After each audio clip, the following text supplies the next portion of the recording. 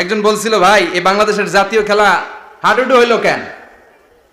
আমাদের জাতীয় খেলার নাম কথা কন, দেখছেন একটাই সামনে যাইতে চাইলে বাকি সবাই ঠ্যাং ধরে নিচের দিকে নামে, আছে না নাই?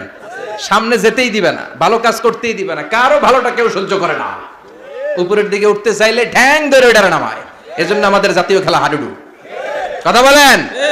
আল্লাহ বললেন সাইয়েদনা ইব্রাহিমের চরিত্র কিন্তু এমন ছিল না। ইন্না ইব্রাহিম আলা হালিমুন আওয়াহুম মুনিব। আমার ইব্রাহিম ছিল সহনশীল। আল্লাহু আকবার। আমাদের বাংলাদেশিদের এখন সবচেয়ে বেশি দরকার এটা, সহনশীলতা। আমরা অযাচিত মন্তব্য করতে দ্বিধাবোধ করি না, কমেন্টস করতে দ্বিধাবোধ করি না।